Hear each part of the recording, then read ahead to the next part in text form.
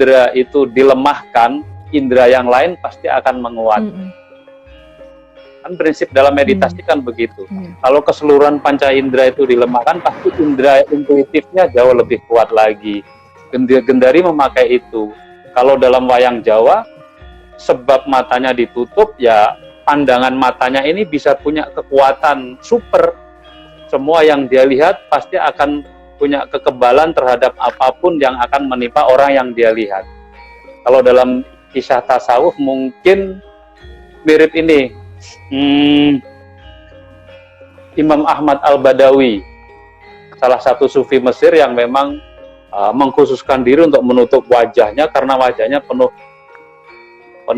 cahaya, dan sesiapa yang menatap wajah Imam Badawi itu akan terjadi sesuatu gitu. Termasuk juga Imam Badawi ini rutinitasnya adalah memandang matahari dari ba'da subuh sampai maghrib, sehingga kornea matanya ini memerah membara seperti biji saga. Itu yang membuat, dan beliau ini sangat masyhur di Mesir, sangat masyhur di kalangan para pengamal tarekat dan tasawuf. Jadi mungkin Gendari ya punya dampak yang sama ketika dia menutup matanya, akhirnya matanya punya kekuatan tersendiri itu. Oke. Gitu. Oke. Yang mungkin saya penasaran, Mbak Nia dulu deh. Tertarik banget aku. Monggo Mbak Nia. Mungkin ini awalnya tuh kayak sebuah metafora, dia tuh kayak menutup kebenaran gitu. Jadi Gendari itu kan menariknya, Gendari itu adalah penyuka terang gitu. Di film yang Mahabharata itu kan Gendari suka sama lampu gitu. Jadi tidak suka kegelapan gitu. Nah, pada saat memutuskan menikah dengan Destarasta itu, akhirnya dia mau menghadapi kegelapan itu yang menjadi ketakutan dirinya gitu.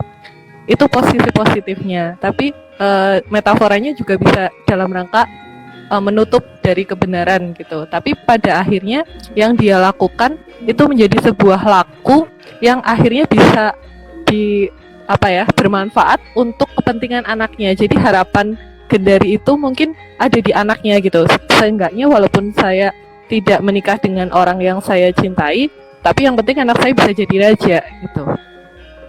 Itu ya yang menjadikan harapan Gendari itu mau dan bertahan menjadi ratunya Destarasta. Mungkin ada gambaran seperti itu kali ya. Menurut Mas Harif pripun?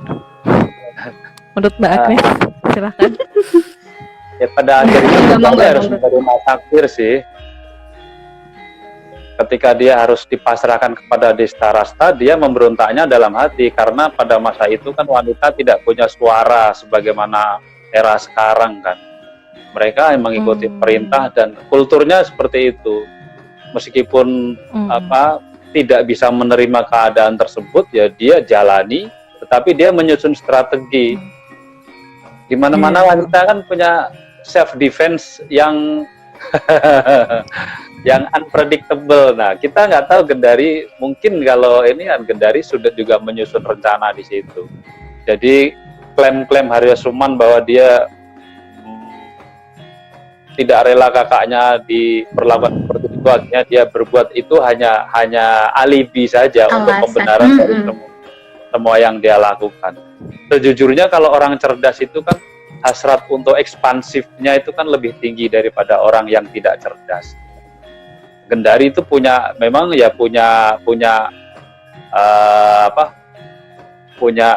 sedikit punya kesana, ke arah sana gitu.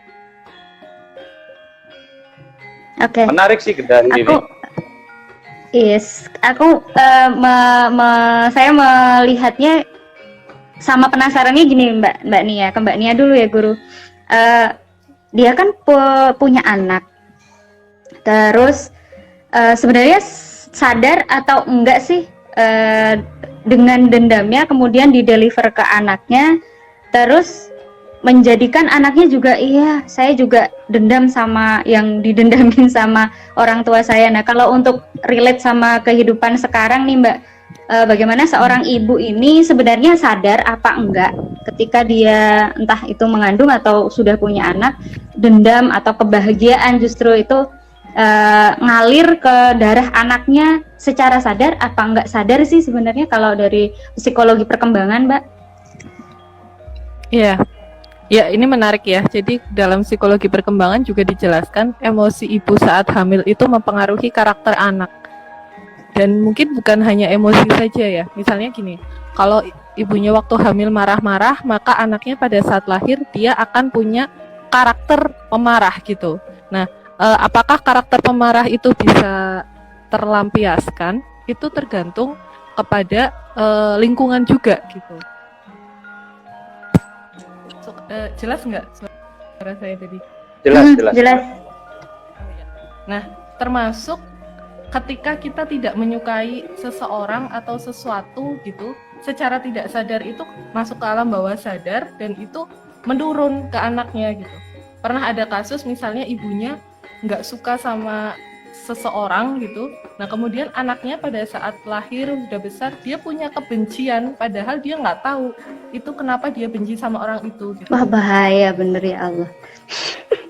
Jadi sangat relate sekali ketika misalnya Gendari punya dendam terhadap keluarga Pandu misalnya, dan akhirnya anaknya juga punya rasa tidak suka gitu. Kalau misalnya anaknya Gendari ini akur-akur dengan Dewi Kunti misalnya, maka anaknya juga akan menjalin cinta dan kasih sayang dan sebagainya gitu.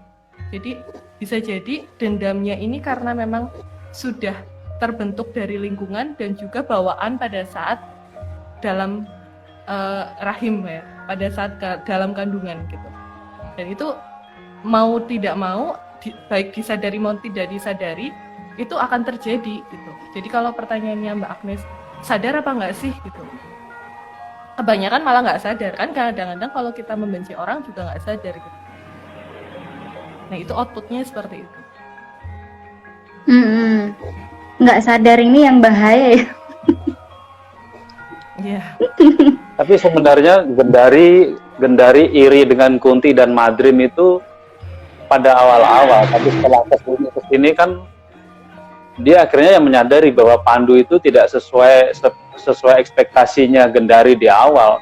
Wong Pandu itu juga berkulit pucat, posturnya juga tidak maksudnya tidak manly sekali gitu. Nyatanya begitu dia berhubungan dengan Madrim kesambar petir baru sekalinya. Artinya kan kemampuan dia untuk membahagiakan pasangannya itu Pandu itu kurang. Kunti aja nyatanya juga harus mendatangkan pihak lain supaya bisa meneruskan keturunannya. Pada awalnya saja Pandu itu memang dipikir Gandari kan potensial sekali untuk menjadi satu acuan dari figur laki-laki, tapi pas kesini ya udah dianggap biasa aja. Nah, rindu dendamnya dari Gandari itu sebenarnya lebih ke ini, ketika dia sudah diserai tanggung jawab dan untuk mengelola kekuasaan pasca Pandu meninggal, kesininya itu mulai timbul namanya hasrat manusia. Kalau sudah berada di zona nyaman kan pasti berusaha untuk mempertahankan zona nyaman tersebut dengan berbagai caranya. Nah, Gandari itu melakukan itu, lebih ke situ, bukan karena dia dari awal didrift sama kebenciannya sama Pandu karena ditolak, karena di ini. Cuman masyarakat kita, kurasa tidak akan sanggup dibawa untuk memahami seperti itu. Akhirnya ya disimplifikasi, disederhanakan saja. Udah Gendari ini dengan background seperti ini, dia tidak punya kebaikan, dan Kunti ini tidak punya keburukan. Kira-kira sih seperti itu menurut interpretasiku ya. Kalau komen dari Papi, pada saat Gendari hamil hampir 1000 hari, dia memohon kepada dewa agar dendamnya diteruskan ke anak-anaknya kelak. Oke. Kalau pernah lihat, Mbak Nia mungkin pernah lihat ya yang di serial Mahabharata. Kalau di serial Mahabharatanya itu sebenarnya Gendari waktu tahu bahwa anak-anaknya nanti akan menjadi musuh yang tidak pernah akan akur dengan Pandawa, sebetulnya Gendari juga, tapi ini di serial ya Guru, dia juga aduh kok apa namanya, anak-anakku nanti akan menjadi penyebab pecahnya perang yang sangat dahsyat gitu. Akhirnya dia juga kayak bahasanya tuh islah gitu. dengan Kunti dia juga baik-baik aja, malah justru kayak deketin lagi gitu. Artinya kan sebenarnya juga itu mengacu pada yang tadi dikatakan Guru, bahwa tidak kemudian Gendari itu buruk-buruk selalu, tapi juga enggak baik-baik selalu gitu. Jadi pada saat dia tahu bahwa akan ada perang yang nanti akan merugikan semua orang, ya dia juga kayak punya effort untuk bagaimana supaya perangnya tidak terjadi gitu.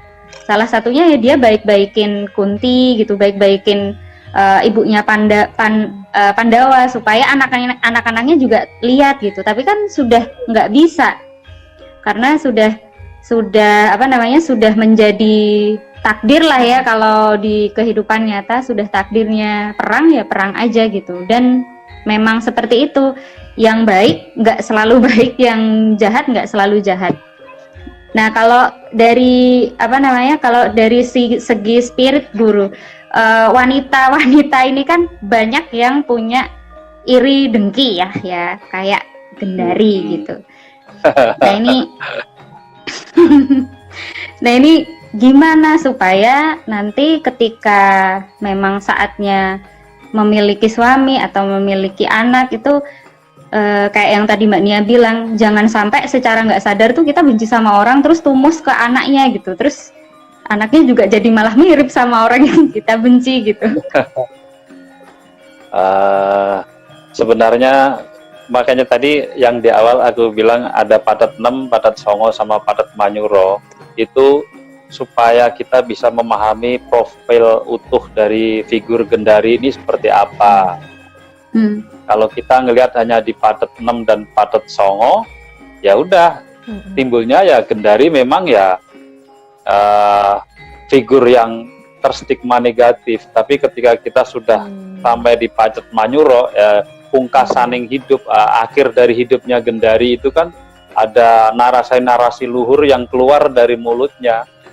Bagaimana dia ketika anaknya sudah habis dan dia mengajak Istarasta untuk tidak menikmati istana karena anak sudah habis, ngapain, akhirnya mereka tetirah kan, untuk masuk ke dalam hutan untuk madeg Pandito dan akhirnya mati kebakaran di situ. Pikiran-pikiran seperti itu kan tidak mungkin lahir dari orang yang hidupnya hanya dipenuhi oleh dendam. Kalau orang hidupnya dipenuhi oleh dendam dalam sinetron Indonesia ya iya, tapi India itu memiliki satu pola pikir yang utuh gitu. Mereka memahami bahwa di dalam sistem dan hukum semesta ini tidak ada sesuatu yang abadi, bahkan sekalipun itu adalah rasa marah dan rasa dendam. Mungkin pada awalnya Gendari memang memiliki dendam yang sebegitu besarnya, tapi dipakai turu, dipakai mangan enak, dipakai piknik, kan pasti akan kurang intensitasnya. Terus mungkin ada momen di mana ternyata Pandawa itu bisa menerbitkan rasa sayang di hatinya, dendamnya berkurang lagi. Jadi sangat fluktuatif dendam yang Gendari punya itu. Ini yang kita tidak pernah ceritakan, tidak pernah terima dari kisah-kisah dalam pewayangan kita, tapi ya wis rapopo. Tapi anak milenial tidak bisa diajak berpikir yang baku-baku gitu. Mereka harus diberi keluasan dan perspektif-perspektif tambahan, termasuk Gendari ini. Gendari ini nilai luhurnya banyak sekali ya, mungkin hanya satu, kesetiaan dia, akhirnya tidak mau menikmati pemandangan sebagaimana suaminya. Tapi hal-hal yang tidak tersirat itu kan masih bisa kita olah, kita bongkar, kita pahamin lagi. Nah itu menurutku seperti itu. Oke, Mbak Nia gimana Mbak Nia? Kalau dari sisi psikologisnya gimana nih? Wanita-wanita milenial seperti kita ini. Ya mungkin ini apa namanya, satu gambaran atau dan atau suatu cara untuk memahami wayang di era milenial gitu. Maksudnya gimana sih? Kan ada hal-hal yang menurut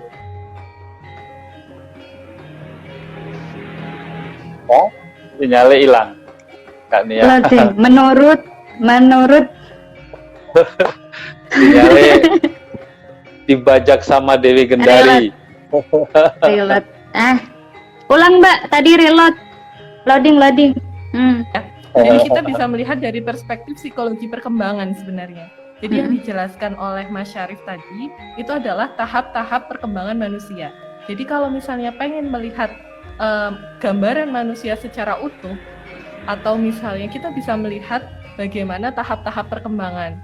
Jadi mungkin bisa dibilang yang kita bahas ini adalah evolusi perilaku atau misalnya perjalanan hidup Gendari gitu. Misalnya dari yang tadinya dia pernah merasakan atau pernah mengalami dendam atau merasa diperlakukan tidak adil, tapi kan kemudian itu fluktuatif ya. Emosi-emosi negatif itu kemudian bisa ditangani jadi positif dan sebagainya, kemudian bisa akhirnya tertirah itu gitu kan. Itu kan adalah perjalanan hidup manusia.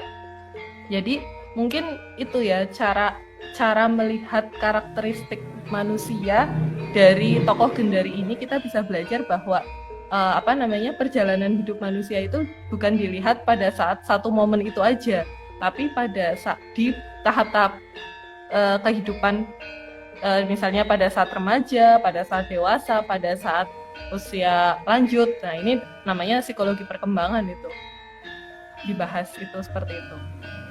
Kalau di tepat nggak sih Mbak? Kalau misalnya ketika momen Gendari dendam-dendamnya itu pada saat dia masih muda gitu. Terus semakin tua udah jadi ibu gitu. Jadi kayak menurun gitu dendamnya. Akhirnya ya wes lah nggak usah dendam aja gitu. Mungkin di akhir-akhirnya kayak gitu. Nah, kalau untuk sikap-sikap atau perilaku-perilaku yang ya let's say kita bilang negatif gitu. Perilaku-perilaku negatif ya marah, dendam, benci, iri, dengki kayak gitu, apakah berpengaruh gitu dengan usia? Semakin kita usianya semakin lanjut gitu, pengaruh-pengaruh negatif ini udah berkurang atau mungkin malah bisa hilang. Kalau dari psikologis gimana Mbak? Ya, kalau dari sisi psikologis itu kan perubahan pola pikir itu juga mempengaruhi ya. Jadi kalau biasanya kalau perubahan usia disertai dengan perubahan pola pikir. Tapi kalau misalnya semakin bertambahnya usia tidak ada perubahan pola pikir, maka perilakunya ya sama aja gitu. Nah, kalau di spiritual ditambah dengan kesadaran gitu. Kesadaran entah itu spiritual ranahnya guru deh. Oke, guru. Kalau dari Enggak apa-apa. Kalau dari segi spiritual gimana guru? Ampun. Kalau spiritual itu ya orang Jawa itu kan punya mocopat itu toh, mulai dari Mas Kumambang sampai nanti sampai Dandang Gulo, sampai Asmorogomo, Dandang Gulo, sampai nanti Pocong, Megatruk. Itu kan memang ada fase-fase yang sudah sangat alami dijalani oleh manusia. Mungkin secara fisiologis ya kenapa orang bisa, tadi pertanyaannya gimana? Semakin bertambah umur. Santai aja. Iya sih, semakin bertambah umur. Sikap-sikap atau perilaku negatif tuh gimana? Gitu. Ya idealnya memang semakin bertambah umur itu kan semakin punya kesiapan untuk menjalani hidup yang jauh lebih sejati. Biasanya itu juga terkait dengan proses hormonal yang ada di dalam tubuh manusia, karena secara fisiologis fungsi hormonnya sudah mulai mengalami kemunduran, itu akan mempengaruhi pola pikir. Dalam spiritual kan juga mengenal seperti itu. Nah itu disimbolkan pada lagu-lagu Jawa yang Macapat itu, mulai dari Mas Kumambang nanti sampai lahir yang 11 ya, 11 atau 12. Nah gambaran-gambaran hidup manusia kan ya itu disimbolkan secara sederhana di situ. Nah, pada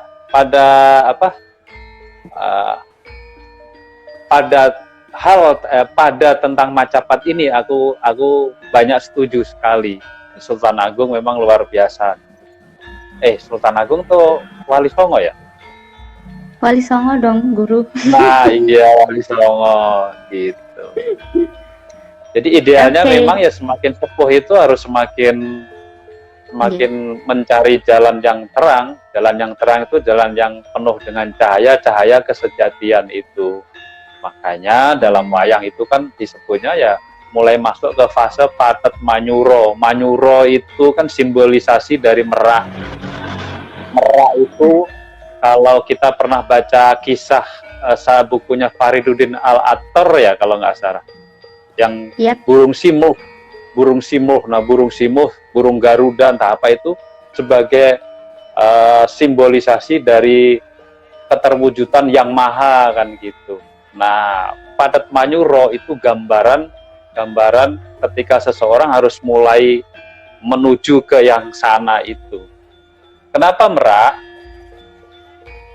Karena kultur Jawa itu kan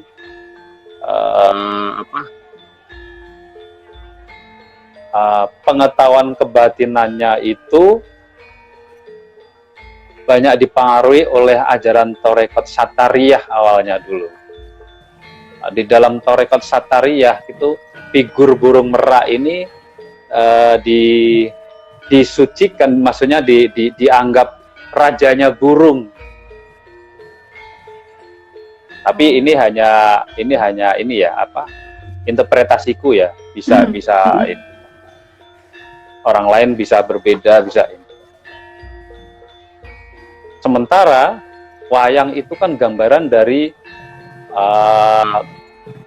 cara berbatinan masyarakat Jawa. Nah, pada saat itu masyarakat Jawa sudah banyak dipengaruhi oleh ajaran-ajaran tarekat yang versi Islam, ya Satariyah itu. Satariyah menganggap bahwa burung merak itu adalah rajanya burung. Dari situ Patet Manyuro itu mendapatkan pengaruhnya, bahwa ketika seseorang sudah mau marak, mau menghadap ke Yang Maha, itu disimbolkan dengan episode terakhir dari wayang itu. Belibet ya? Oke. Belibet, tak minum dulu coba.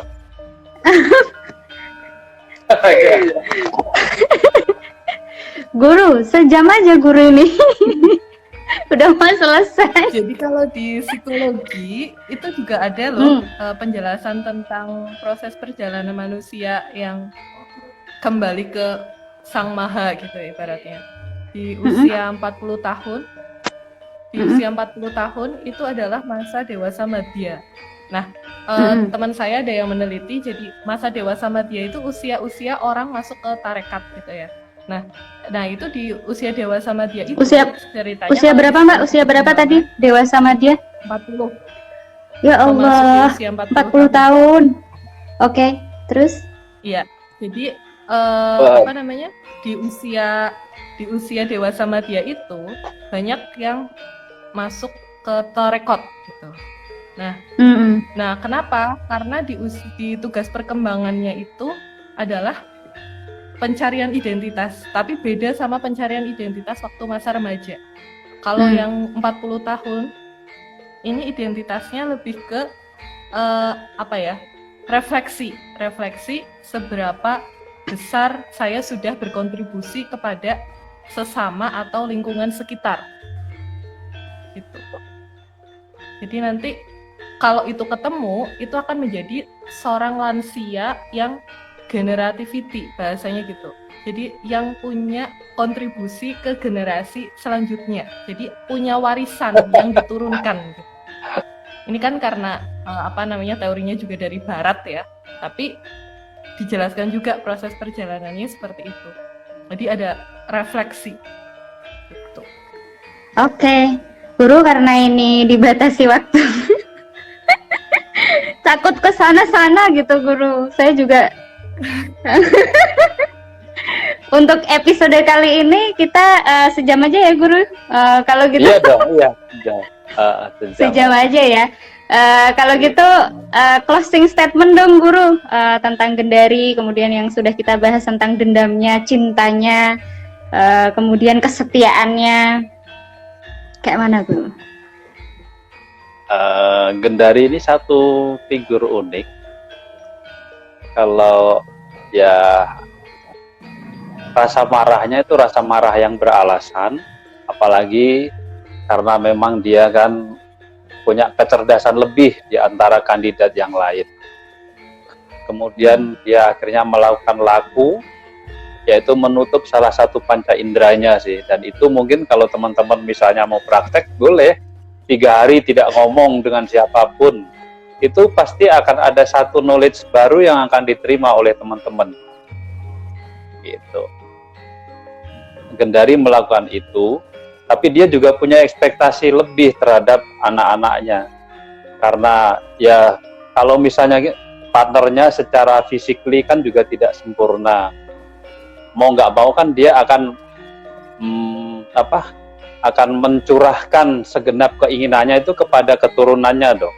Kan nggak semua orang itu kan punya hasrat untuk berketurunan, untuk berkesinambungan eksistensinya di dunia ini melalui keturunan itu tadi. Nah, Gendari punya itu, akhirnya dia memasrahkan itunya kepada Haryo Suman untuk dididik. Dan memang kalau kita sudah bicara dengan kekuasaan ya tidak ada salah dan benar, meskipun secara moral nanti berbeda. Karena pada akhirnya kan Gendari juga mengutuk Kresna kan. Jadi penyebab dari semua kekisruan ini sebenarnya tidak hanya di tangan Gendari. Kalau menurut beberapa perspektif itu ya di tangan Kresna, sampai dia akhirnya mengutuk Kresna bahwa kelak Kresna seluruh bangsanya akan musnah karena berantem sendiri. Bangsanya Kresna adalah Yedawa. Yedawa itu ada yang baca Yedewes, ada yang baca Yadeos. Yadeos itu ya Yahudi itu. Nah, Kresna kan cerdik dan Yahudi itu kan cerdik sekali. Jadi ada yang mencocok logikan itu. Tapi ya sejauh ini Gendari menjalani proses hidupnya dengan sebaik mungkin, dan dia juga akhirnya menyadari bahwa dendam, kemarahan apapun, semua yang bersifat emosi itu pasti akan mengalami fluktuasi. Ada saatnya mencapai frekuensi yang sangat tinggi, tapi ada saatnya juga mencapai frekuensi yang sangat rendah seiring dengan proses dan berkurangnya fungsi-fungsi fisiologis yang manusia normal alami kan gitu. Oke. Kalau gitu Mbak Nia closing statement dong sebelum close sendiri. Gimana? Closing statement tentang Gendari, dendamnya, cinta kasihnya yang relatable sama orang-orang masa kini, mama-mama muda atau mbak-mbak muda. Ini kita belajar, maksudnya dalam wayang itu ketika melihat suatu tokoh itu perspektifnya banyak gitu. Nah itu dengan melihat dari banyak perspektif atau melihat dari tahap perkembangan itu akan bisa melihat gambaran utuh seorang Gendari gitu. Jadi nggak ngejudge hitam atau putih, tapi ternyata di dalam putih pun ada hitam, di dalam hitam pun ada putih gitu. Oke. Terima kasih. Nanti kalau ada yang request Zoom bisa di sini ya. Kayaknya ini cocok berseries dan nggak cuma 1 jam Guru. Nanti kapan-kapan gitu. Sama teman-teman BWM Nusantara mau dibikinkan series lanjutan gitu ya. Membahas tentang tokoh-tokoh selanjutnya. Mudah-mudahan Guru sehat, Mbak Nia sehat, kita semua sehat biar bisa berbagi informasi tentang wayang yang lebih mudah untuk ya relate lah dengan kehidupan kita sehari-hari gitu ya Guru ya. Terima kasih banyak sudah bergabung di BWM Nusantara First Live IGTV. Mudah-mudahan berlanjut. Amin. Dan mudah-mudahan yang kita bicarakan kali ini bisa bermanfaat kepada teman-teman yang gabung, teman-teman IGTV Live. Terima kasih sekali ya Guru, Mbak Nia. Sami-sami. Nggih. Mungkin mau di close Mas Syarif, didoain gitu biar pandemi segera berakhir gitu Guru. Jangan. Ketika Perang Bharatayuddha terjadi dan Pandawa memenangkan perang, itu apakah sebuah kebaikan akan tercipta? Ternyata tidak. Justru disitulah dimulainya masa Kali Yuga atau zaman Kali Yuga. Zaman Kali Yuga itu zaman di mana segala keburukan itu menjelma dan menjadi raja gitu. Nah itu mungkin relate dengan situasi kita saat ini, dan kita nggak tahu zaman Kali Yuga itu kapan. Tapi yang bisa selamat itu adalah orang-orang yang berada di bawah perahunya Waiwaswata Manu.